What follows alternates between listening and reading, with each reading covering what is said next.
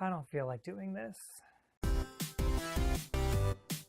In my head. Hello everybody, welcome to In My Head. Two quick things. The first, I am from the United States of America, so if you're from a different country or a different culture, the things that I say here, they may not apply. The same for you. Number two, I am not a licensed professional. I have no motivation to do anything. Honestly, I just hate everything. Am I just being stubborn and lazy? Is this depression? Here on In My Head, we discuss my take on mental health issues, and today we're talking about, is depression real, or are people just faking it? Before we get into that though, I'd love to hear from you. Do you think depression is real? Leave that down below in the comments, and please remember to be respectful. I do moderate the comments. I want to get a little bit more into the specifics of depression in a little bit, but first let's focus on the diagnosis of depression. Depression is a real diagnosis. There's a whole section in the DSM on depressive disorders. You've got disruptive mood dysregulation disorder, usually seen in children, also known as DMDD. Major depressive disorder, persistent depressive disorder, also known as dysthymia, and premenstrual dysphoric disorder, also known as PMDD. So yes, clinically, depression is real. The DSM, though, it normally deals with symptoms, and it doesn't really get to the root of the problem, and I think that's maybe what you're wondering about. I've been reading this fascinating book about the neurological systems of emotion in our body. It's called The Archaeology of Mind.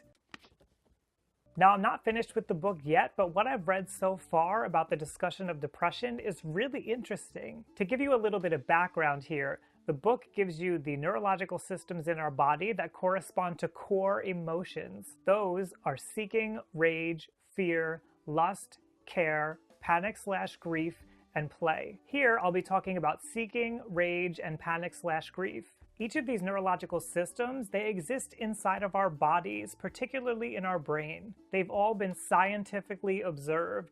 They're real. The seeking system in particular plays an important role. It's connected with all of these other neurological systems of emotion. You may have heard of this system before, actually. It's often been referred to as the reward system of the brain. Basically, it's that feeling that you get when you want something, when you need something, and you're excited to go after it. It's what motivates us.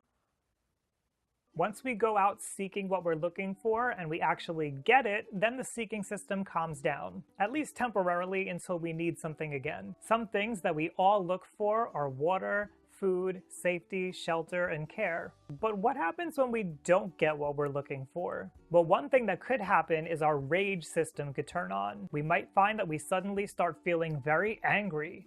Where is it? Ugh! Perhaps this is a way that we combat others when resources are scarce and there's something that we need. Rage is generally not a feeling that we enjoy, and it may explain why we have this negative mood sometimes when we feel depressed. Now, the seeking system is not just linked with the rage system, it's also linked with the panic/grief system. The panic/grief system is the system that helps us to connect with others. It makes socially bonding with people really important. After all, especially when we're babies, we rely on other people to get the things that we need. This is true in adulthood too. There's no way that you could have all the things that are around you if somebody else didn't make them for you first. When we're seeking something and we're not getting what we need, maybe it's care, we're not getting care that we need, we start to cry out, just as we do when we're babies and we cry out for our parents. This is the panic part of panic/grief. Can you help me find this?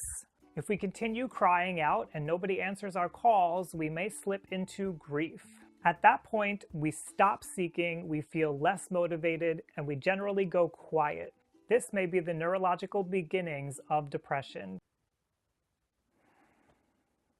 One theory is that grief, when we're children especially, helps us to stay in one place so that our parents can find us. By staying in one place, it keeps us away from potential predators. And it also helps us to conserve valuable energy that we currently aren't getting. Now, the seeking system has an important neurotransmitter. Think of this as something that helps the whole system to run. That neurotransmitter is dopamine. When we continually try and don't get the things that we need, or when we continually cry out, when we ask for help and nobody helps us, our dopamine levels drop.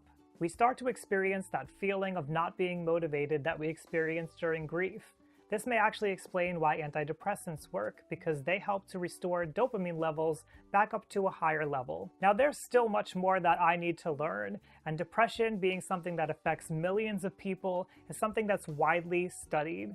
There's more to this story. Some people, for example, may have trouble producing dopamine. They may have a medical illness that gets in the way, or they may have a genetic predisposition for it. But the truth of the matter is, depression is real. It's experienced through real systems throughout our body. Only in very rare cases will a manipulative person be faking it. That will not be the truth for the majority of people who are suffering from depression. Thank you to my patrons who help me to make videos like this and who support me in my mission of humanizing mental health. I use Patreon to support other creators who are doing work that they love. If you like learning about mental health, why not head over to youtube.com/RyanLiberty, go hit subscribe. And now that you've heard all of this, I'd love to hear what your thoughts are. Leave those down below in the comments, and remember to be respectful. Thank you for joining me, everybody, here on In My Head. Now I have to get up and turn the camera off.